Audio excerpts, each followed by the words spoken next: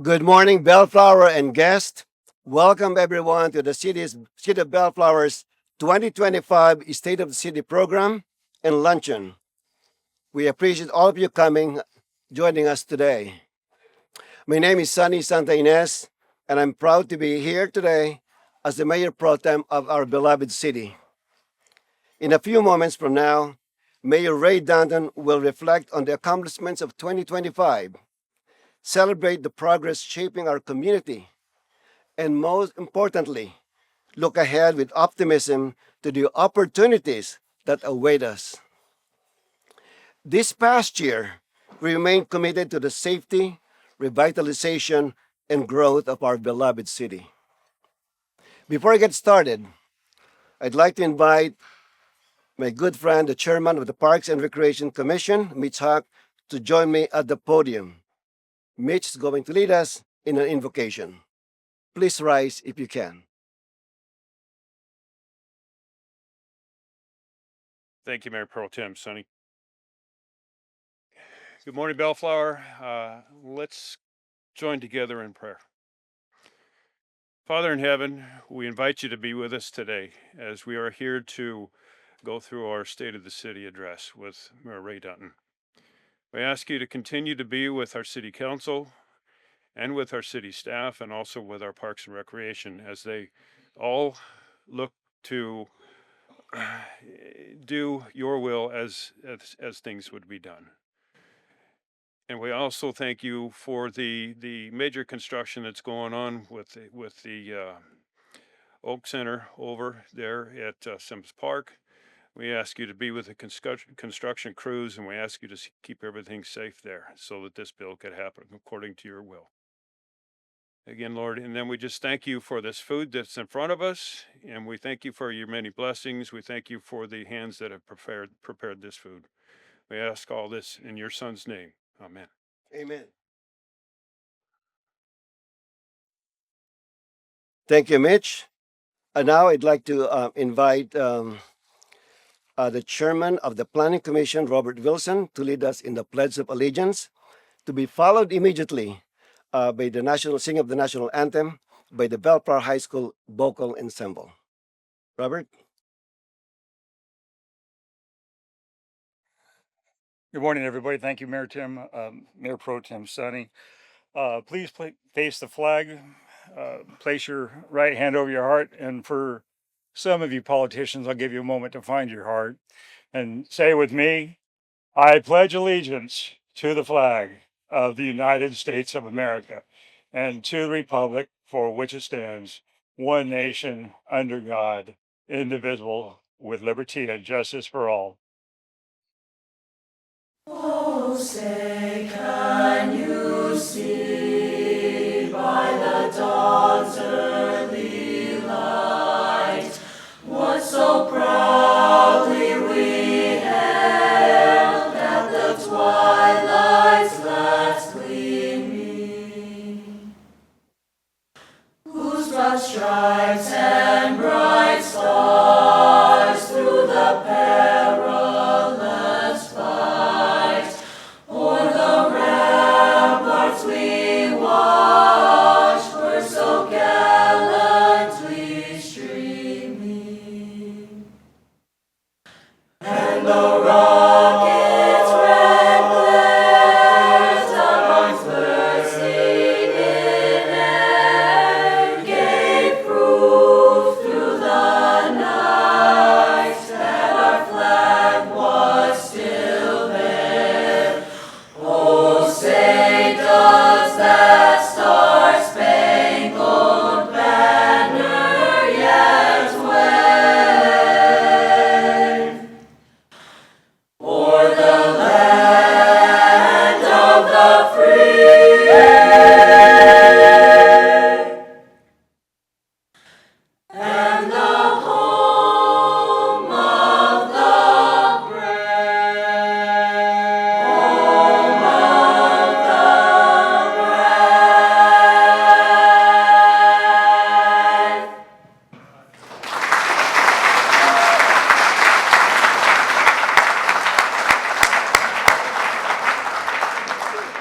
Please have a seat. Thank you so much, Bellflower High School Ensemble, and Mr. J. Shu. Thank you so much. Don't they sing like angels? Yes. And thank you, Robert, for the Pledge of Allegiance. I'm glad I'm not a politician. I'm a public servant. Okay. If you want a definition, there's distinction between politician and public servant. See me after the state of the city. All right. Moving along. This I'd like to take a moment to recognize some individuals. As you know, in my book, all of you are special, but we have some very special guests tonight, this morning. Let me start. As I call your name, please stand to be recognized. First of all, my Bellflower City Council colleagues, Mayor Ray Danton, Councilmember Dan Coops, Councilmember Wendy Morse, and Councilmember Victor Sanchez. And also joining us this morning is my senator, your senator, Senator Bob Archuleta. Thank you, Senator. And from Congressman Robert Garcia's office, we have a twofer, District Director Jack Cunningham and Field Representative Julia Arce. Thank you so much for coming. And from the California Assembly Member Jose Solache Jr.'s office is Field Representative Anastasia Nwosu. And from my very dear County Supervisor Johnny San's office, we have Field Deputy Lauren Yokomizo.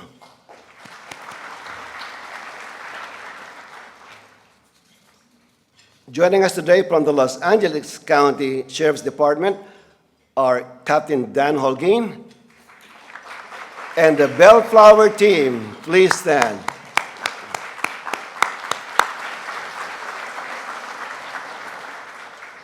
Today we're honored to be joined by the Los Angeles County Fire Department. We have our Deputy Chief, Eleni Papas, Assistant Fire Chief Koy Dao, Battalion Chief Gerard Gonzalez, Community Service Liaison LaFonda Riggins, and our dedicated members of Fire Station 23. Thank you so much. Additionally, we'd like to recognize our Bellflower Unified School District board members and staff in attendance today. We have Board President Amy Stewart and Board Vice President Myra Garza is on her way. Also with us is Deputy Superintendent Dr. Ryan Smith and Bellflower High School Principal Ms. Jessica Cummings. Thank you so much for joining us. We also have representative from Cerritos College. In attendance, please welcome Board Vice President Dr. Don Green and my favorite doctor in the college, Dr. Jose Fierro, and the Director Andrea Wittig. Also joining us are the representatives from our downstairs friends and neighbors, members of the Los Angeles County Fire Museum Association.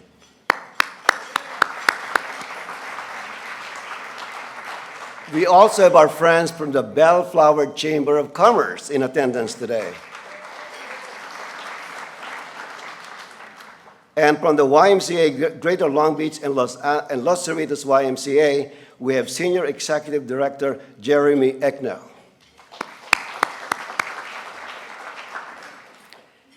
And also, my dear friends from our neighboring cities, we have Cerritos Mayor Pro Tem Linda Johnson. She must be caught up in traffic. And from the Downey City Council, we have Mayor Pro Tem Dorothy Pemberton, also caught up in traffic. And also from the CEO of the Los Angeles County Housing Solutions Agency.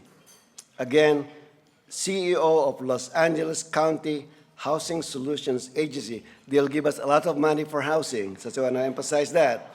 CEO, Mr. Ryan Johnson.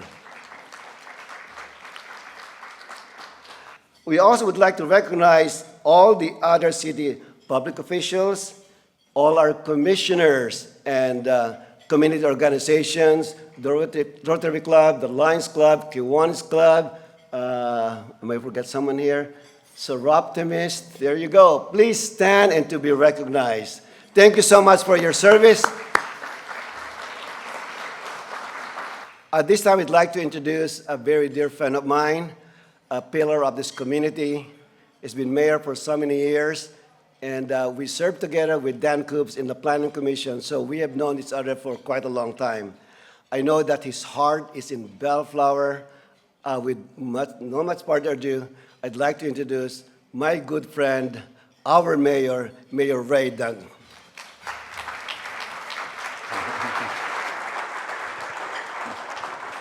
Thank you, Sonny. Thanks for coming out today for this informative event here. So, ladies and gentlemen and fellow residents of Bellflower, here we are again. And I am humbled and amazed to be hosting this year's State of the City. As I prepared for this year's State of the City, I've really been thinking, why does Bellflower exist? And also, why are we even here today?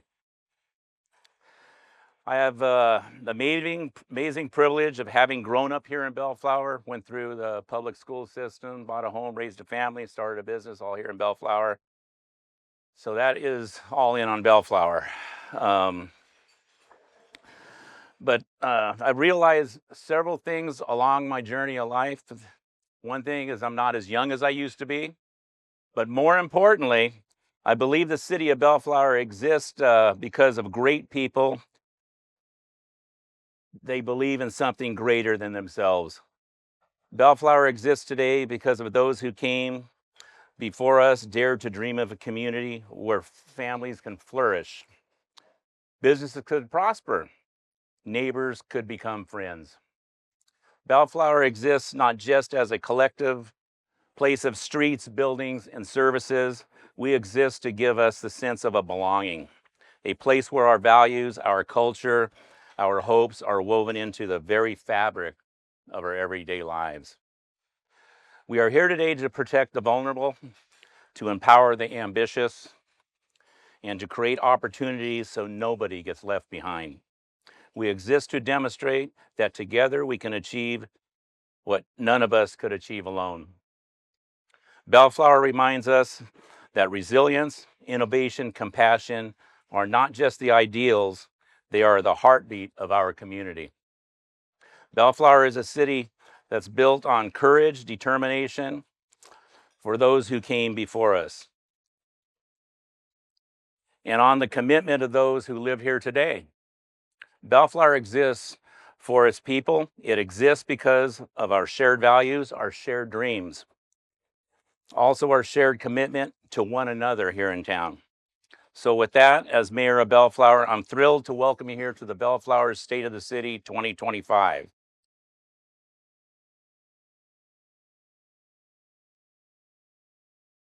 As you may recall, if you've been here before, their past State of the City presentations is usually a slide presentation that is department by department. This year, we wanted to do things a little differently. The city adopted its first ever strategic plan to guide and align the city's efforts and resources to 5 specific goals. Myself and my colleagues got hours and hours preparing this and putting this strategic plan together. We've had interviews with the consultant, we've had study sessions, and we come up with these 5 goals of what Bellflower is about and to lead us forward in the future. This is something that we never had before. And so as a presentation for the State of the City, we wanted to bring this out. And so the challenge I have is to make a document that is fun and entertaining and you're going to enjoy. So we've been working on this for quite some time, and I think I'm there. I think we got it, and we'll be able to roll in everything that we did in Bellflower and what we're doing now and what's coming. So we're going to introduce you to our strategic plan. first goal is invest in enhance the public safety department. As we know, that's one of our #1 goals, the public safety. If you don't have a city that your residents think you're safe, then you're not a good city. Second, increase the public outreach and education connection. That is letting the residents know what you're actually doing. Continue investing in the high performance of an efficient team. And what I'm going to get into that in this presentation is our staff, all the employees that work for the city of Bellflower, and how they've bought in to do things. Because when the council comes up with ideas, we have to make them work, and have to have the right people to do that. We also want to improve the quality of life and the visual appeal of the city. If your city doesn't look good, you might not like it. That's kind of important. And then again, we're all behind strengthen our economic development, because without our economic development, we don't have the money to do a lot of things. So let's go forward here. We're going to work on the first goal, to enhance the public safety. This is a slide that you're pretty familiar with. As you can tell, it's Part 1 crimes. They consist of the homicides, rape, burglary, larceny, etc. We've leveled off in the last couple of years. We think we can do better. But we've always brought this slide out during our State of the City, but I added this slide this year. This is Part 2 crimes. These are the crimes of fraud, drug offenses, vandalism, knuckleheads running around. I'm going to use that term a few times today. I think you know what I mean. As you can see, it's virtually very low compared to what it used to be. I'm going to tell you some of my beliefs, my belief system, because I have circles of friends in my business world, my neighbors, my constituents that I serve, family. Not everybody reports crime. Not anymore. I've lived it. I've had to call the sheriff. It's a little different now. But it's not the sheriff's fault.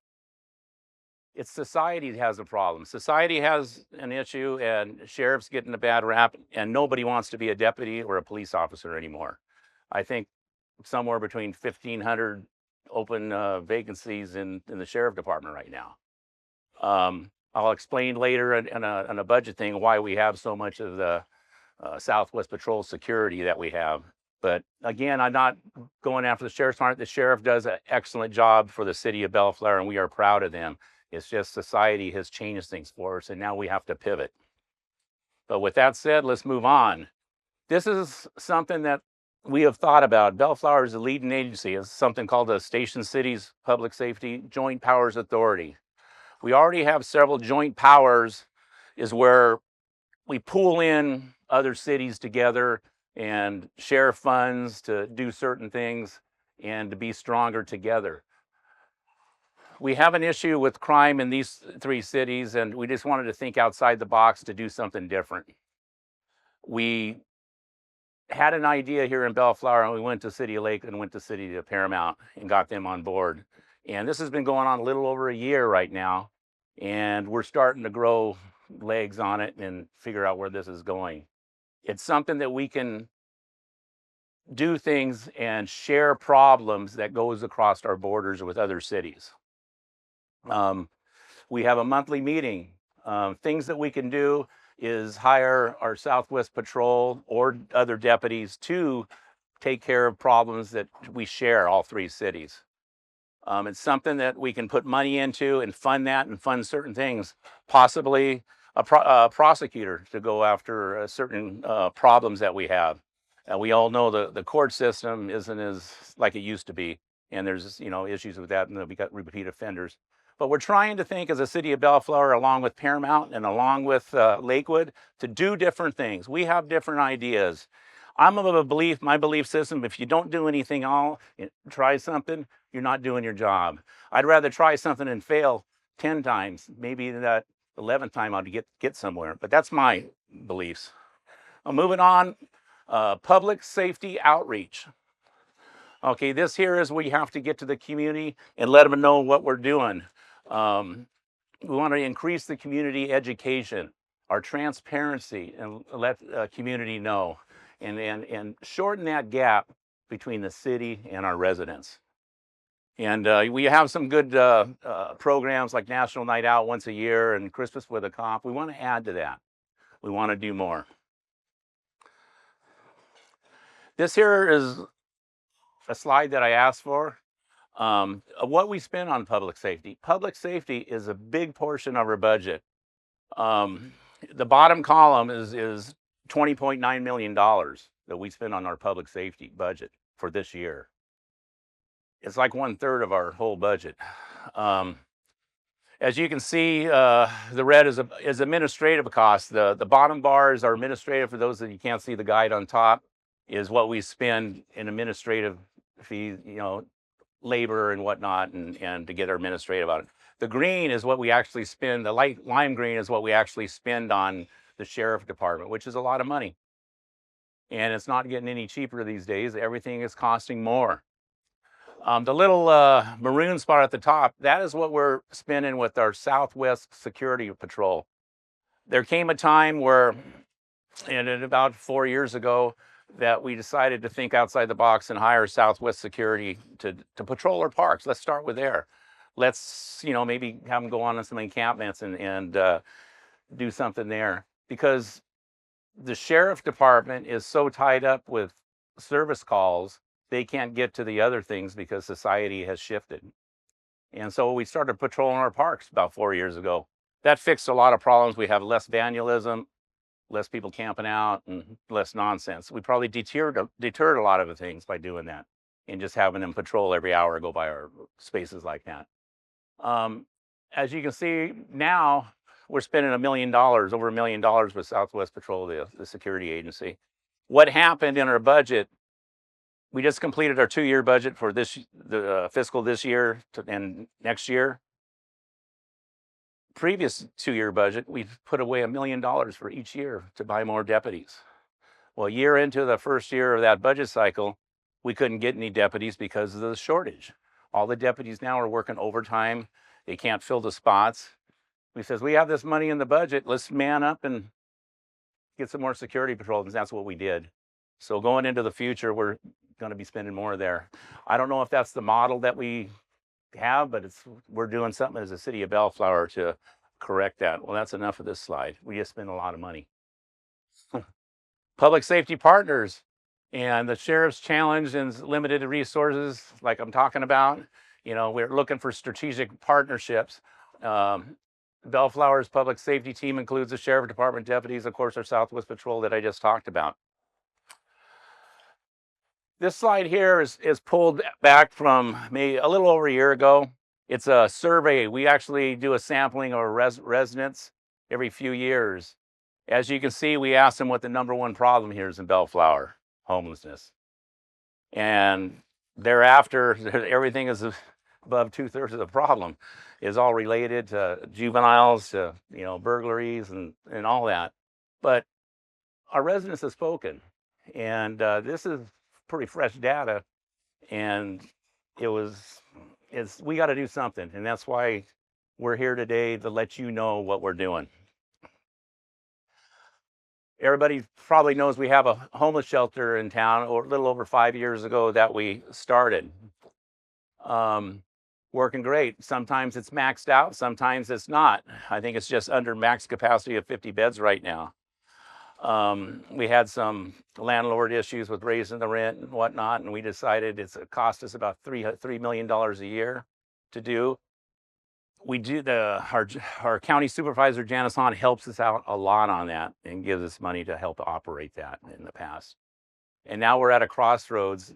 Do we try to purchase the land? And that's what's on the table right now, where that homeless shelter is. And bless the county board of supervisors, because they have cut out $2 million for that homeless shelter to be purchased, which is huge for us. So if it goes out right, they're going to donate $2 million to purchase that. But we're going to keep this going. We just renewed our contractor that operates at Mercy House for another year. This is a pretty cool slide to me. When we sat down with making our budgets this year, staff came up with an idea of coming up with a Bellflower Enforcement Safety Team known as BEAST. They're not operating yet, but soon will be soon. So if we had an encampment prior to budgeting for encampment removal, we would carve people from public works, carve them from public safety, carve them from code enforcement or whoever. So we take those people and spend them all day trying to clean up a homeless campment, and then it would get cleaned up. But guess what? We have a staffing problem already. We don't have enough people. We just took them from their jobs. Their work didn't get done. So we actually budgeted for a team. That's all they're going to do. Is they're going to be ready to go to every encampment in Bellflower and get them to move on, get them their help, get them to go to the homeless shelter and talk to them. One of my things that I see that we do wrong is when we clean up a homeless encampment now, we leave and don't come back. But the homeless people come back to the same site. You've all seen it. Now with this team, once they get ahead of everything and they keep continuing, possibly maybe they'll stay clean. My terminology, somebody's there too long, they kind of grow roots and they don't leave. But I think this will be a good resource to go after that problem and try to address it, try to get people into homeless. Maybe if you talk to somebody 3 or 4 times, they'll get to the homeless shelter. Let's hope so. But doing something's better than doing nothing. This here is we want to leverage also in the public safety our technology. We're scheduled to have up to 17 intersections covered with license plate readers by the end of this year. A license plate reader that you don't know is something that you can track license plates that have a tag on them. The sheriff is in their database that this is a real bad one. They could have warrants. They could be wanted. They could have done a burglary in another city. They could have, shot somebody or whatever. But you can, as they come through other cities, the sheriff's database is all connected to one central database, and they can track this car going through intersections and with that. And it's a help for our public safety. Sheriff can know where to go, know what direction the car's going by the picking up on the readers.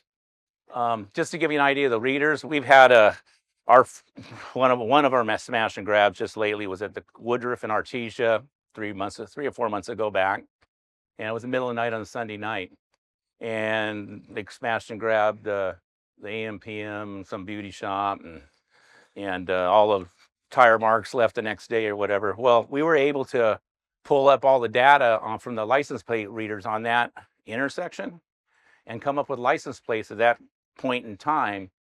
All we could do, we have municipal tickets to send them some pretty hefty tickets for reckless driving and whatnot. So we have a way to track some of these people and, report them to the sheriff that these cars were on that scene at that time. And the sheriffs, they show up, there's so many, all they can do is try to take notes and license and to try to investigate it and send it over to the detectives. I'm sure the sheriff department has specialty detectives to go after that. But that is something that the license plate readers do. The next thing that we just approved just a few meetings ago was ShotSpotter. This is technology that hears gunshots. When it hears a gunshot, it can identify where that gunshot came from within 10 feet of its actual firing. That's pretty huge. And then within 60 under 60 seconds, the information will be given to the sheriff department via computer. So, hey, it comes up gunshots in Bellflower, Lakewood, anywhere, if they have it or whatever, then they can send deputies. Right now, you send a deputy with gunshots. I've heard gunshots where I live at night. Do you call? Do you whatever? Duck for cover? But there's residents that call. It could be on this street, could be on another track, a street over there. It could be somebody driving through, popping off a gun. But now we have a better effort to try to zero in on where those shots go. It's pretty amazing technology. But we're going to try it. It costs a lot of money, but we think it's the right thing to do. All right, let's move on then. Number 2 goal is increase public outreach and the connection we make. This is something new. We're going to start sending out a city mini news magazine, I want to call it. That's going to be, it's a rendering of the first cover that comes out. And all our communications are going to go through Parks and Rec Department. Right now, Parks and Rec sends out a seasonal brochure of everything they do, their classes, their programs, And it's an award-winning program they do. It pops when you get it in the mailbox. It's not the item that you want to just take to the trash can. So we knew that they have a good product, so we're going to put the rest of it together, and the city is going to produce this item and have it delivered to every residence in town.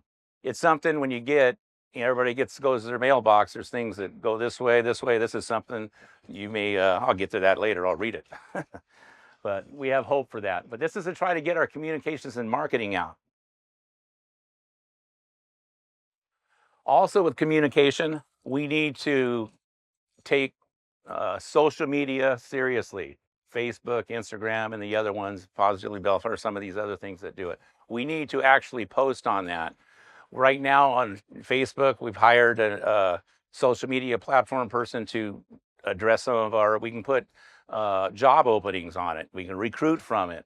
The fireworks issues that all cities have, that, hey, it's a $2,000 ticket, you get caught lighting fireworks on your property. But social media is huge, and so we're beefing that up. We've done it before, but just on a little level. Now we're gonna, take it and do it more serious. Community, getting the outreach and everybody be transparent. It all evolves around the city clerk's office, and we make sure we mention them. City clerk's office is not about just elections. It's about our records keeping, how to keep records, how to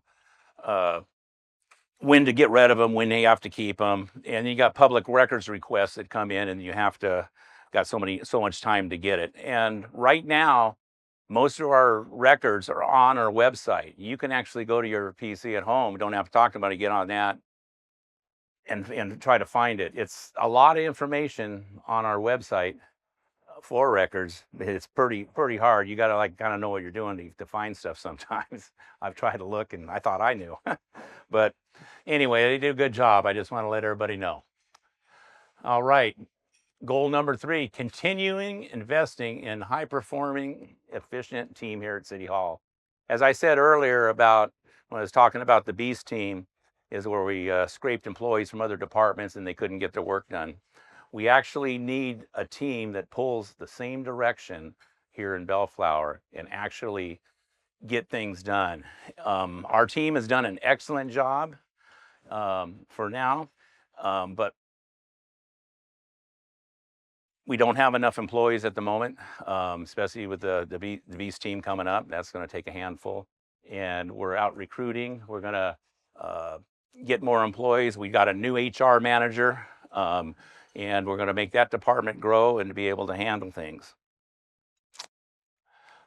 This is one I wanted to show you here. This is employees. This is our employees of how many employees that the city of Bellflower had from 2008. Everybody knows 8 was a bad year, and that's when we bottom fell out of the economy, recession, whatever you want to call it. We had 100 employees. We was as low as 82 at one point in time and never replaced them. Yet we've asked these employees to do more work for us. Since we had 82, we're up to 89 now. That's where we're at. We acquired 25 acres of properties, and with the same number of employees. We built this building that you're in. We built the parking structure. We built a lot of things. Started Riverview Park. Well, that all takes maintenance. You gotta make sure it stays good. But we did it with the same employees. We're feeling the hurt now without them. And I'm not a guy as an employer. You have to have employers, but you need to run a lean machine to stay profitable. So this budget, 2-year budget, we authorized to get up to 100 employees this year and 104 employees next year. A lot of that this year is for that Beast team that's going to come on board. But you have to have the employees to be able to do a good job and have the residents look back and say, I'm proud of being in this city. Streamlining building services. First of the year, we had the contract come due for our building and safety contractor. And the previous one wasn't doing a very good job. We put it out to bid, and we hired a company called Wildan Engineering. Pretty much now he's got everything back in order, and now we're going to talk about getting everything the way we wanted it, the way we talked about it, going electronic, such as an architect has plans done, they can submit electronically. Just email them to the planning department, and you can be queued in. We want to get be able to pay for permits online. We want to do your permitting and try to, you know, you don't have to come down to the building officials at the counter unless you have questions. We want to be able to do that, but we want to be able to full house building department to do this. We also do our approve of fire plans too. They're certified to do that. We have adopted the California Fire Code to do that, and us being a charter city, everything's working pretty good. We're a lot of people are really pleased with us with that. Investing in technology. As part of our modernization, like I just said, for permitting and permits to come through, we got to lose the old way and come up with a new way to do things. That's the way of the age. Self-certification program. This is a program that if your architect signs off, the contractor signs off, you can go and pass the plan check. But you're going to be held responsible for building it the right way. So when the inspector comes out and sees a problem or something's not adding up engineering wise, then you're going to have to stop, hurry up and correct it, preferably before it gets built. And it's corrected on site to do that, and it speeds things up. Who we see doing this is, I know In-N-Out done it. Big corporations, they build buildings, and it's not their first rodeo. They build these things time and time again, that they got a perfected plans. But big corporations will do this, and they're so excited to streamline through the city hall with this. But we have takers. Also, unfortunately, we had all those fires in January, and now you hear people talking about the permit process, and there's sour apples over it or whatever. How long is it going to take? Bellflower has been talked about on a couple of radio shows about what we do here with the self-certification, so that's brought up. And when that happened, City Hall got a lot of calls, people asking, what are you doing? What are you doing? And we have to explain it to them, which is a good thing. When we adopted this, I'm thinking 5 or 6 years ago to do that, I think there was only, like New York was doing it, or a couple cities there that did it, and we did it, and I don't know how many now, but it seems to be working. All right, IT, internet technologies. Bellflower is antiquated in the IT world, and we're trying to fix it. We got all these wonderful things I'm talking about, and to get up to speed, here's a list of completed projects. All our workstations with PCs have been upgraded. Not just City Hall. When we talk about City Hall, it's not that. We got computers at Parks and Rec, here, everywhere. Public Works, and they've all been updated. And I know I'm going through it right now because some of my 15 computers can't get Windows 11. And so I got to rebuy. Anybody else got a Windows 11 problem? But anyway, with that said, we replaced our whole phone system last year, and that's we're an internet IP over voice phone system now. Has a lot of features to it. Redid that. You know, we were probably on copper lines. Now we kicked the copper. Security platform upgrades, which is important. Everybody knows that. You can't get the ransomware. You got to be guarded against that in cybersecurity. So these are completed. Okay, let's get the want to list. This is what's in progress or upcoming. We're designing a city mobile app right now. There's no off-the-shelf stuff for cities. They have templates that you work on and you customize. So that's what you do. My vision of a city mobile app is someday you can drive down the street. Hey, there's graffiti right there. Get out your little pocket computer, take a picture, and then hit send.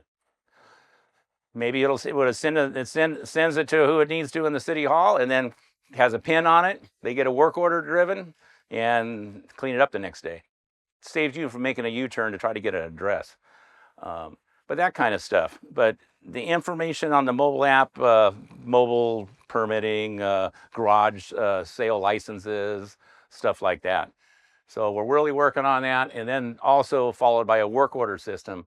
Right now, Public Works is on paper work orders, which causes double entry. You have a paper work order, you type that in, what's done, It's handwritten, you put it in the computer, which is double entry. So we want to streamline things. Planning and building software upgrades.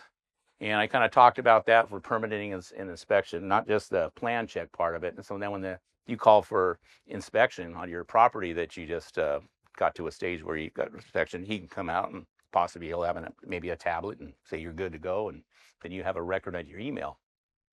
A finance system upgrade. This is our finance department. And we just now, this budgeted for new software for it. It has the same software, I believe, I didn't ask what the number was, but I believe for 30 years. We're still on paper time cards. To me as a business owner, I switched probably 10 years ago to electronic payroll and check-in, but every employee is on paper time card, and that's unacceptable. And it's going to probably take about 3 years to switch over our finance department to its new software and computers, but that's what we're working on right now. Next is meeting room technology. You have meeting rooms, and some of you in here have been in meetings, and you have your, big meetings, and well, now there's a flat screen on the wall, or you can pull down, and you have data on that. You can do a slide presentation right at the meeting, big round table. You can have a lot of people Zoom in. They can't be on site. They come down, so we have to change that stuff with all our rooms. Digital queuing for residents. Okay, resident calls or a resident wants they'll come out for the remodel for inspection. So it's digitally queued, so you know you're in line. Right now, it could be a ledger you're written down on. If the paper don't get lost, you're okay, but things that happen. I have an analogy of plans. They're rolled up, right? You got your plans, you got your blueprints, they're rolled up, they're on a table, they're in a TP form. Somebody walks by and knocks them. Were they in order? Everybody has desks here, I know, with a pile of aged documents. So let's hope that that works well. And then just for our branding, centralize the email signature. That way we have every email that goes out of the city from every department is branded to look the same, and do that. This is part of our signature here in Bellflower and our look. All right, number 4, improve quality of life with a visual appeal. Remember I said earlier that, it's about the visual appeal. You feel that you like to look good where you're at. The Parks and Rec Department, which is a very well-oiled machine that we have, had just completed a master plan. It's a 10-year outlook on the needs of the park. We are park space short, plus there's things in all our parks that need to be upgraded or replaced. And this is a plan. It's a written document now looking 10 years out and of what it needs. And it could be a fluid document before the 10 years it gets redone and you add to it. So we're looking at that as a very important thing to do. Also, the Public Works Department, which does capital projects through the town. And if there's a big construction project in a park or something big, well, Public Works is the department that actually, does in charge of the capital project, where the fact that it's going to be connected and with this master plan. So the Public Works already knows about the master plan. Community programs. These programs are coming out of our recreation department. Like I mentioned, that brochure that they send out seasonally that we're going to piggyback on. You have your classes. It could be yoga, it could be arts and crafts, it could be a bus trip to the Indian casino, who knows. But these are things that we do for our community, and it's part of our visual appeal. It's an appeal thing. Special events, everybody knows this. We do over 40 special events a year. We not only just do this, everybody knows the Street Fest because they draw over 20,000 people in over 6 events that we have. The other ones we do is Christmas tree lighting, which our senator loves to come. You coming, Senator, this year? But with the Christmas tree lighting, we do campouts. I don't know if you know it, but Parks and Rec started last year of a summer campout, actually getting these kids with parents in tents at one of our parks at Crothers Park. It's the coolest thing I ever thought of. I wish my grandkids were on the West Coast, because guess what Grandpa would be doing. But I thought it was pretty cool. But we do a lot of things like that, and the special events kind of bring the community together. Our volunteer center does an excellent job, and we have assisted over 1,000 families this year. And then they have a lead program, leadership experience development program for younger people. And then we have 135 volunteers that completed over 5,000 hours of service. And every year we recognize our volunteers. We have a luncheon for them and give out awards, and I believe that's coming up. But we're very proud of our volunteers. And Senator Archuleta was there last year, weren't you? Thank you, sir. All right. The Oak Center. This is our big capital project right now. We're investing just under, I think, $12 million to build this right now. It's under construction. Started broken ground last March, or this March. It's going to be a senior youth center on Sims Park's property off of Oak and Clark, right on the corner next to the Women's Club. But this is a huge undertaking for us. It's an 11,000 square foot building, which is a large building. We built this, I think this is like, 8 to almost 10 years old. This is what we're in right now. This was $10.5 million when we did it, I believe. And inflation, and we got a smaller building for more. But anyway, all in with furniture, it's just under 12 million. And we're looking forward to it. And completion should be done next year. Constitution Park revitalization. This park is right across from our homeless shelter. Before I get into these nice upgrades that we got up here, I'll tell you a little story. So 6 years ago, we had this vision of bringing a homeless shelter to town. And we know everybody don't want it in their backyard. So before we had an idea, we could lease this property. We can build it there. Well, we better talk to the residents. We sent out notices to all the residents, and we had community meetings. Thank God I wasn't mayor that year, huh, Dan? Yeah, yes, man, I'll give you that. Okay. But yeah, we got beat up, because I get it. It's an industrial area, but their residents backed up to it. And what came out of that, if I recall correctly, it came out there or somewhere else, he says, well, you can put in this homeless shelter and you're going to have people hanging out or whatever. What are you going to do with the park across the street? You can't even keep the knuckleheads out of that park. It was true. So what we did is we went in there shortly after and took all the equipment out, the swings, the slides. It was an unsupervised park, benches, tables, all we left with grass and bushes. And we left it that. It was that way for several years. And then our homeless shelter doesn't have a problem. It has people there. Nobody sees nothing, and the community respects it.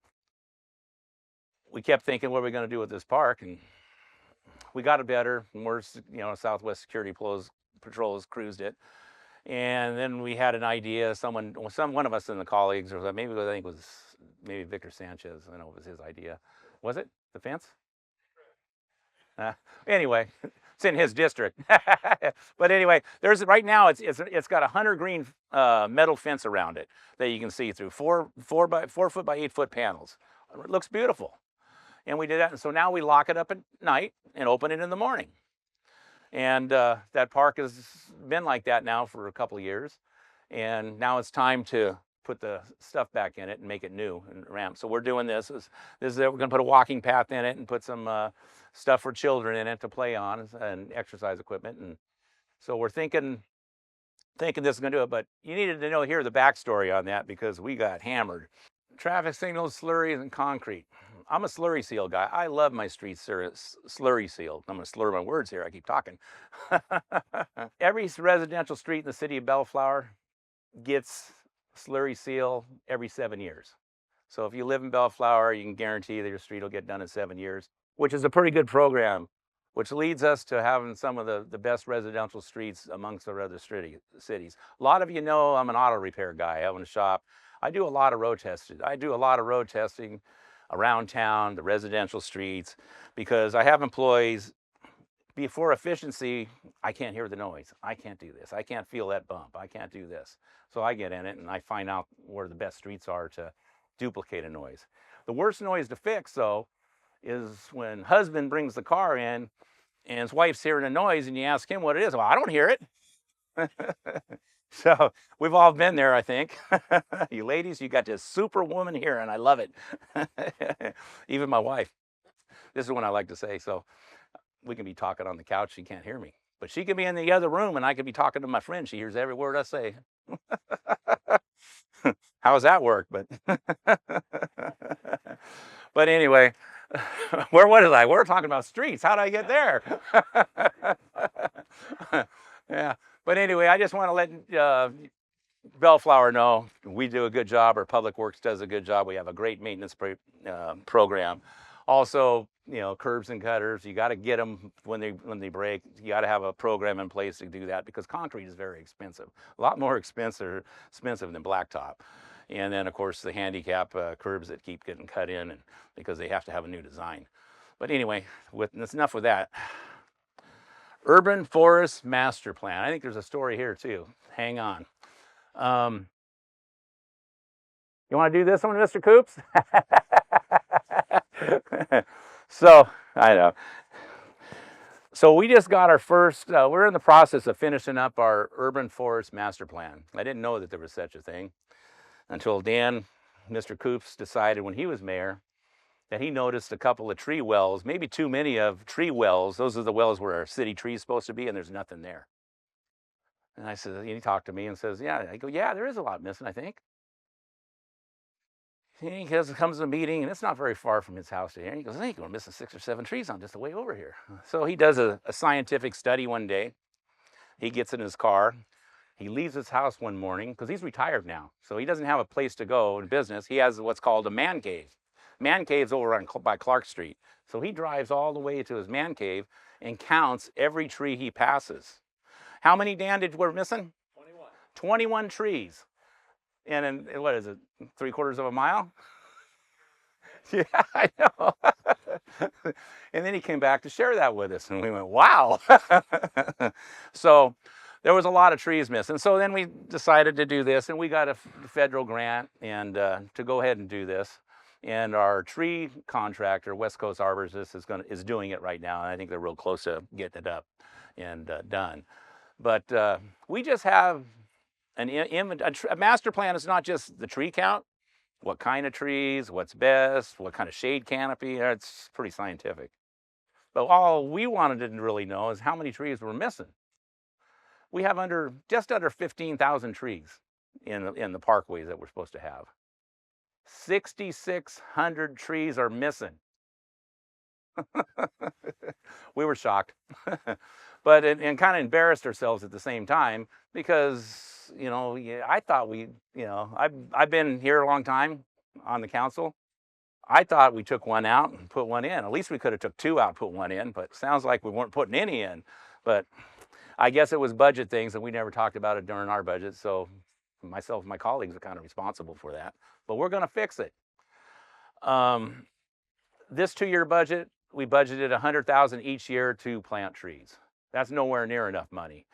We wanted to start somewhere with trees, and we're going to continue to look for grant money. There's got to be grants out there, government money that'll buy trees or whatever and fix their problem. So we're going to do that because we are frugal. Okay. This is the corner of Park and Bellflower Boulevard. Everybody know where that is? It used to be an old bank building with a parking lot. Looks great now if you haven't been by there. So it was a bank that was, I know for living here, I'm not, you know, didn't pull no records, but I think it was vacant 20 years ago or for the last 20 years. One time it was on code enforcement case because of overgrown vegetation. Sent letter after letter to the property owner, you need to clean up the vegetation, it's overgrown or whatever. So one weekend he sends the landscapers in and they cut everything off at the ankles. No trees, no shrubs, everything gone. Oh, great, that looks worse. The building continued to be unoccupied, where homeless were in it, and in the winter they would set fires to keep them warm. I guess it was a block building, so it never caught on fire, like a few other ones have in town.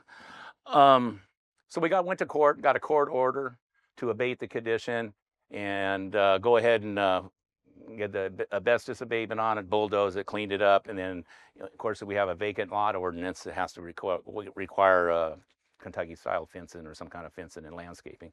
So we did that. Cost us $350,000. Of course, he's not going to pay. We lien the property, and eventually when that property flips to a new owner or something, we will get paid. But the corner looks like a lot better than it did. Strengthen economic development is a goal for ours. It's always been a goal. Since I've been on the council, it's been my pet peeve. Think about economic development, maybe because I'm a businessman or whatever, because if you don't have the money to do things, you can't get things done. With that, I asked for this slide, and it says year 2010-11. That's when I was mayor the first time. And I wanted to know what the budget was there. So remember that number, $36 million. That was the budget back then when we had 100 employees. Today's budget, $75 million. A big difference, you know, over doubled. With that, we only have some that are restricted. We can't spend it all. We have restricted funds. We have to use it for certain things that we take in. But the main difference of that is our sales tax revenue. I've been on the council so long, we didn't have sales tax revenue because we had no businesses. There was a lot of boarded up businesses on Bellflower in the 2000s. It's been a struggle. We would only get, you know, there's 9 or 10% sales to 9%, 9.75, and we did a 3.75 cent tax raise before the voters. We were only getting 0.75 cents of that. That's all we get. The rest of it goes to the county, other agencies, school districts, or whatever. Everybody takes a piece of the pie. So we put it on the ballot to raise the sales tax just for the city of Bellflower 0.75 cents. So now we get a penny and a half. That penny and a half adds up to almost $16 million now a year. As you can see, the spike, we put it on the ballot in 2020, and then you see the mini spike in 2021. That's when the sales tax started kicking in because it couldn't kick into April. And plus, we didn't have a lot of economic development. And as you sell more stuff with sales tax, it kind of snowballs. And I like to call it the snowball effect. So right now, we're pretty darn steady with money coming in just on our sales tax. This is everything we have in the general fund, available to the general fund, I should say. It's an interesting slide. We massage every year. If you've been here before, you've seen something similar to that. The bottom lime green, that's our emergency fund. That is stuff we don't use. Cash flow, emergencies, natural disasters, God bless it, don't happen, whatnot. But we have it always there. At one point in time, it was 8. We started getting more money. We figured inflation, we better raise it. We did. The 44 million, you see, look at the slide on the right, it says 44 million. That is our money that has no strings attached to it. It's unassigned general fund reserve. That's where the money comes from to buy more public safety, some capital projects if we choose or whatever. We use that to spend money. Or properties. We have properties that we can buy, as I'll get into later on in the slide. That orangish red at the top, we have $9 billion. We own $9 million worth of property here in town, paid for, ready to recycle. It was our wisdom and my colleagues' wisdoms and staffs a long time ago when we started getting a little more flush with cash.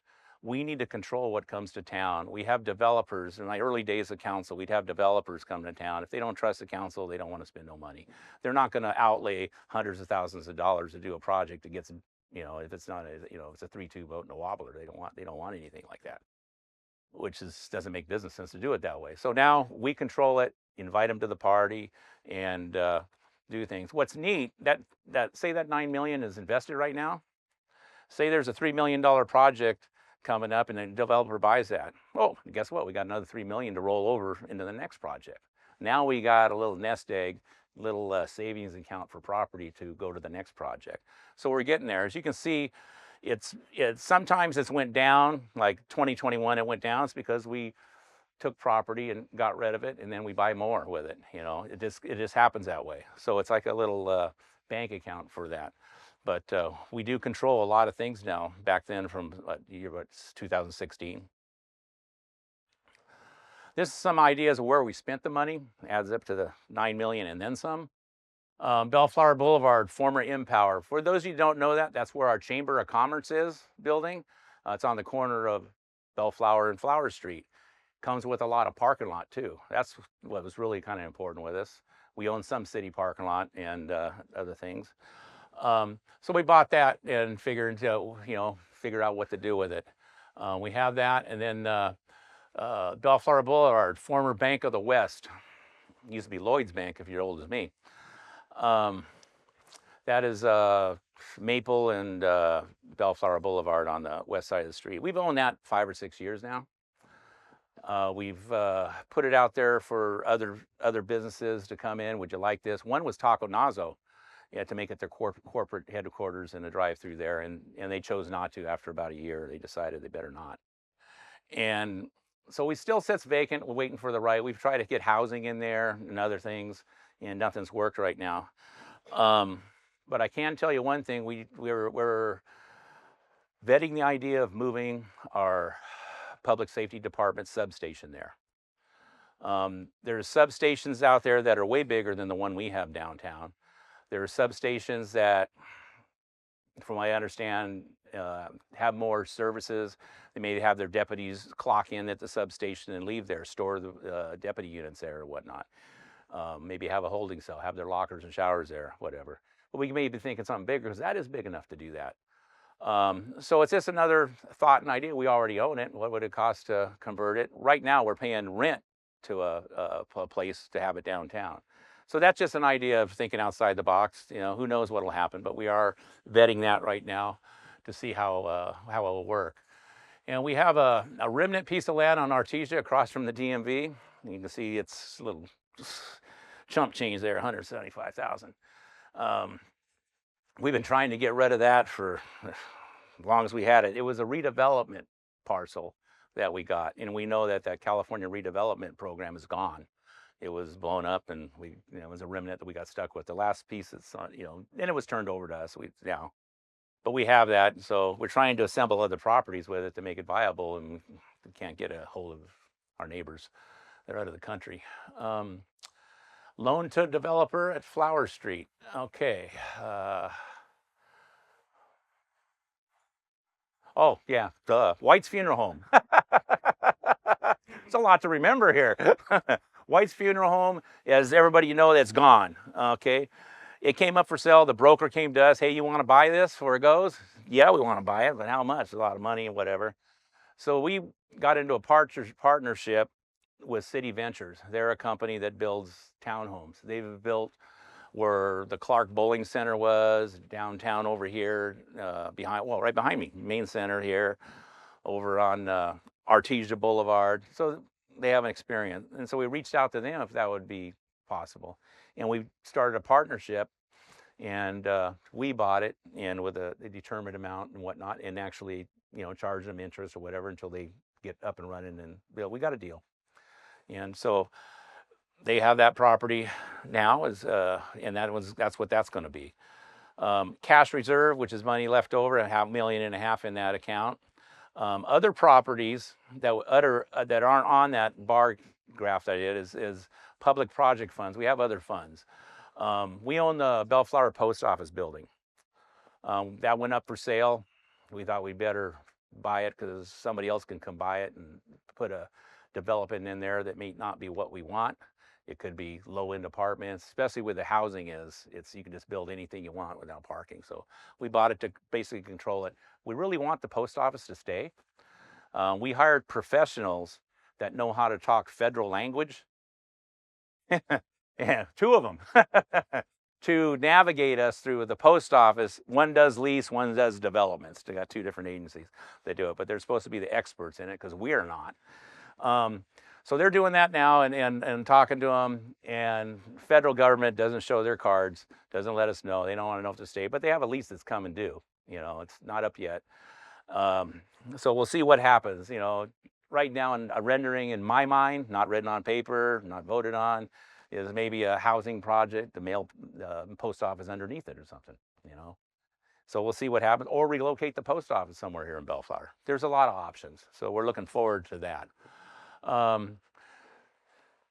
Artesia property, Shoe Kingdom. For those who don't know, everybody knows where Doughboys is, right next door to Doughboys, and in between the Doughboys and Dunkin' Donuts that are there on the corner. That there is a property, been there for a long time. Property owner came to us, says, hey, you want to buy this? We might want to because we own the whole parking lot written behind them. And so we purchased it. We purchased it and have it, and now Sonic Burger is looking at that parcel, whether to come there and put a Sonic Burger in. Recycling old businesses. Best Buy outlet. This is where our Stater Brothers supermarket used to be before they had left. And it's a very hard store to recycle into something. Does anybody in there remember the chain called Gemco stores? You're old like me. It used to be a membership store like Fedco before they went out. But it was like a mini Kmart in front and a grocery store in the back. So that building is deeper than it is wide. So it's kind of a hard thing to recycle. But anyway, it's huge inside, and the property owner got a new tenant, Best Buy outlet, and that's what we got there. At least there's something there than knuckleheads and nonsense. So this other property, Gannis Auto Sales, that used to be Carmen Cusa's Toyota dealership back in the dealership days on Artesia. And it's always been a struggle at what's going there. So now we have brand name used car place, and the brand name people will sell something on a little higher end, kind of like the STG Auto Sales that's across the street from it. We'd rather have our car dealers sell $30,000, $40,000, $50,000 cars than $10,000 cars because of the sales tax. So that's what's going on there. Our used car sales are doing us well. Completed projects. McDonald's on the go, that's on Woodruff and Artesia. First one in the nation. That is a McDonald's without a dining room. Also has warming lockers in front for Uber Eats, DoorDash. You order them from that place and then they'll come there and they got a code, get in the locker and take the food. So it works pretty good. It's the first one in the nation. Kind of proud of that. To the right, Maramai Bar and Grill. It used to be the French Quarter here downtown. That was vacant for over a year. And we're glad to see that we got a business in there operating again.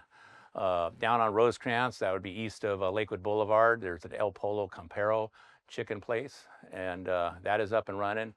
And then over close to Downey, Lakewood Boulevard and Foster Road, we have a 7-Eleven. It's the biggest 7-Eleven box I've ever seen. And yeah, you think of a little convenience store, that's almost like a market. But it's got major gas pumps in it. The gas pump size footprint is as big as the store itself. But there was our completed project up and running and just making our city look a little better. Also in progress is Frank's Restaurant. Everybody here knows by now that Frank's is out of business there.